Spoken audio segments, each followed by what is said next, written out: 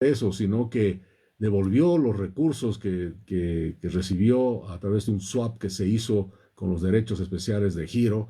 Y no solo eso, tenemos ahora ex autoridades con sentencias, ¿no es cierto?, por haber hecho eso. Entonces, es decir, Bolivia se ha cerrado al mundo y debe quedar claro que uno de los cambios más importantes que tiene que ver no solamente con la política económica, sino con la política internacional, es que hay que abrirse al mundo. Bolivia tiene que entender que no es el ombligo del mundo y por el otro lado, si hay ayuda en el exterior, hay que tomarla, no hay que tener ninguna reserva en hacerlo. Por supuesto, hay temas digamos, de soberanía, hay temas de autonomía, llamemos lo que sea, pero cuando en el mundo hay tantos recursos para colaborar a los países, pues hay que estar abiertos a esa colaboración. Ahora, pongo mucho énfasis en eso porque el programa económico de Rodrigo, igual que era el de Tuto Quiroga, dependen mucho y confían mucho en la obtención de recursos de alguna manera del exterior. En el caso de Rodrigo, él dijo que no va a ir al Fondo Monetario Internacional, pero sí habló de otros tipos de créditos que se van a conseguir, especialmente los que ya han sido aprobados por los organismos multilaterales y como esos 3.200, 3.400 millones que ya están aprobados y solo necesitan la autorización de desembolso por parte de la Asamblea Plurinacional. Pero una economía que no se abre al mundo, una economía que no tiene las puertas abiertas a la inversión extranjera y la ayuda y la colaboración del extranjero, es obviamente un país que siempre va a estar más endeble y una situación más crítica. Si tendríamos que ponerle un orden a estas medidas económicas que se deben tomar de manera inmediata, podríamos hablar de dólares, combustible, detener la inflación y quitar el subsidio, la subvención a los hidrocarburos. Bueno, mira, sí, y no necesariamente en el mismo orden, pero hay que hacer en el análisis que he logrado realizar, escuchando, bueno, en su momento a ambos programas, se llega a la conclusión de todas maneras que en el programa de Rodrigo, primero va a haber una necesidad de un financiamiento, porque además así lo han establecido, para la constitución de un fondo de estabilización. De todas maneras, si se va a tener también el desembolso de esos créditos, pues es importante notar que eso va a venir, obviamente, con otras medidas. Tiene que haber un ajuste cambiario, tiene que haber una consolidación fiscal, se tiene que tratar el tema del subsidio a los combustibles y por supuesto eso va a tener ciertas consecuencias en el corto plazo como parte de la solución. Por ejemplo, si se hace un análisis donde se reduciría el déficit fiscal, que es el problema principal, porque la crisis es de origen fiscal, la reducción del déficit fiscal en 3 puntos porcentuales, es decir, para redondear, vamos del 10 el primer año y lo bajamos a 7, que está en las cartas, y después de 7 bajarlo a 4 y así sucesivamente, ir más gradualmente. Y por el otro lado, unificar el tipo de cambio paralelo con un oficial. Hagamos el ejercicio que lo dejamos por donde estamos ahora, un 12.50, un 12.60, una devaluación de cerca del 80%, es inminente entonces que se tendría que hacer. Si por el otro lado también se ataca a que es necesario al tema de los subsidios más o menos son el 5% del Producto Interno Bruto en este momento. Si por el otro lado vamos con un ejemplo, por ejemplo, donde en 1 o 2 puntos porcentuales del Producto Interno Bruto en materia de subsidios, manteniéndose el precio del petróleo alrededor de unos 60, 65 dólares el WTI, eso significaría un incremento en el precio del combustible cercano al 100% de donde está en este momento. Ahora, ¿qué efectos tendrían estas medidas? Bueno, primero, y como parte de la solución, va a ser un incremento en la inflación, pero va a ser un incremento por las buenas razones, porque se está buscando una solución hasta que los precios se equilibran, una inflación de cerca del 40% para para el 2026. Creo que es algo que deberemos analizar como una gran posibilidad. Al mismo tiempo, por el hecho de que Bolivia es muy sensible a los precios de importación, por supuesto esa inflación se va a dar. Y por el otro lado, va a ser importante tomar en cuenta que este tipo de situación va a llevar al Estado boliviano a unas políticas fiscales y monetarias que se llaman restrictivas, ¿no? Es decir, hay que retener de alguna manera el crecimiento económico para evitar que esa inflación se salga de control. Entonces, se va a llevar a provocar una recesión artificialmente para contener la inflación. Entonces, digamos de alguna manera, un crecimiento debajo del 4% para el 2026 hasta el 5% negativo es muy posible. Una inflación del 40% también es posible. Pero los bolivianos tenemos que entender que esa es parte de la solución, ¿no? Entonces el ajuste va a implicar un golpe de corto plazo a la actividad económica, pero va a respaldar justamente la estabilización en el mediano plazo. El crecimiento acelerado de la deuda interna es otro tema que hay que mirar también. Por supuesto que sí, por supuesto que sí. Es más, ahí está la causa bueno, una de las causas principales de este gran problema que tenemos. El hecho que el Banco Central se ha vuelto en el financiador del Tesoro General de la Nación, y eso, por supuesto, ha hecho perder el valor de nuestra moneda de manera muy rápida. Y si simplemente vemos a las estadísticas que nos ha presentado el propio gobierno, por ejemplo, el 2024 hemos tenido un déficit fiscal de cercano al 10%, y de ese 10, 8.5, es decir, 85% de ese déficit se ha cubierto con financiamiento del Banco Central. Ahora este 2025 se estima tener un déficit al norte del 11, casi 11,5%, y se estima que el Banco Central va a cubrir cerca del 9,5%. Y cuando vemos los años anteriores, 2023, 2022, nos encontramos con una situación similar. Y eso, por supuesto, Paola, mira, esto tiene implicaciones muy importantes, porque recordemos que la inflación no es tanto que los precios suben, sino que el valor de poder adquisitivo de la moneda baja. Eso es lo que pasa.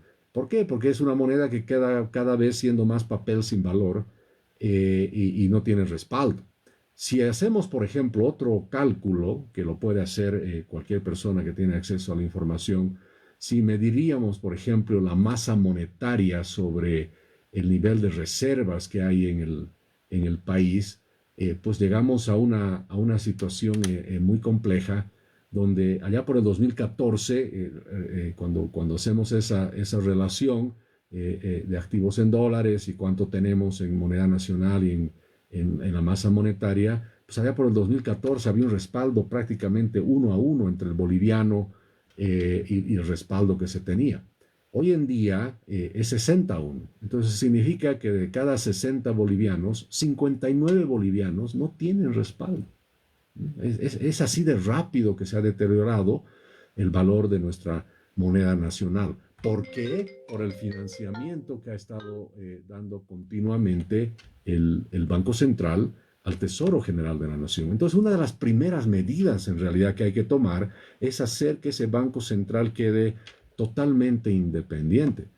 Es más, todos esos directores, toda la planta ejecutiva del Banco Central tiene que de alguna manera, son personas que tienen que quedar a un costado, y el Banco Central tiene que dejar en realidad de funcionar como está funcionando, porque su única función en este momento es financiar al Tesoro General de la Nación, incrementando la masa monetaria y haciendo perder el poder adquisitivo de la moneda. Propuestas realmente interesantes y que deberán analizarlas en el próximo gobierno, señor Dung, si se quieren hacer las cosas en serio para salir de esa crisis. Por favor, ya para finalizar, a veces los economistas, los analistas financieros nos hablan de estos datos que en realidad son importantes, y la población se pregunta en casa, ¿pero qué hago yo como ciudadano para sobrevivir a lo que viene? Porque al parecer van a venir todavía días bastante duros para la población. ¿Qué le dice usted, don Jaime Dum, a esas personas? ¿Cuál es el consejo para el ciudadano de a pie? ¿Qué nos queda hacer para sobrevivir a los próximos días que van a venir acompañados de medidas duras? Bueno, creo que el primer consejo, yo siempre lo he dicho, es nunca hagamos lo que hace el gobierno. Lo que hace el gobierno es gastar mucho más de lo que se tiene y haciendo un gasto totalmente ineficiente en cosas superfluas que ni siquiera son necesarias a veces, ¿no? Entonces, tener mucho cuidado con eso. Segundo, yo creo que ya muchos bolivianos han entendido el consejo o de manera intuitiva han hecho lo que se tiene que hacer, que es buscar la protección patrimonial. Entonces, cuando uno tiene una moneda ha sido devaluado y vale menos y tiene la posibilidad de valer menos, pues es imposible buscar una forma de protección patrimonial y eso significa tratar de dolarizar el patrimonio o tratar de ponerlo en otra moneda, ¿no es cierto?, que sea más confiable. Muchos bolivianos han emigrado al sol peruano, al euro, los que han podido, y por supuesto el tema de dólares si se puede.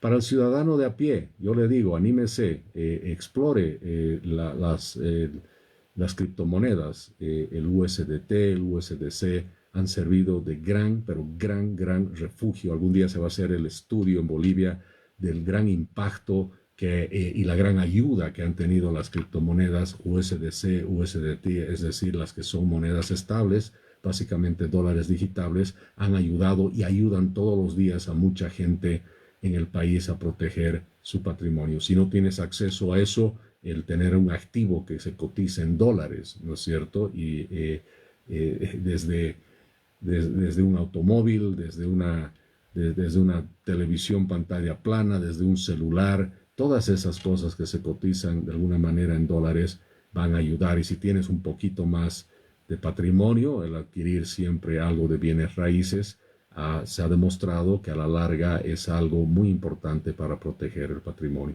Pero, sin embargo, quiero recalcar que todas las medidas que vaya a tomar el próximo gobierno van a ser medidas que nos tienen que llevar a la estabilización de la economía. Y hay una manera, Paola, con esto quiero terminar esta parte, en la cual vamos a poder medir el éxito o el fracaso del próximo gobierno. ¿Cuál va a ser? La inflación. Si la inflación está muy alta y persistente, va a significar un fracaso de las políticas económicas del gobierno. Si vemos una inflación que inicialmente sube como parte del ajuste y después baja paulatinamente, y ya para el año 2027 tenemos una inflación de un dígito hacia finales del 2027, vamos a decir que la política económica ha sido exitosa.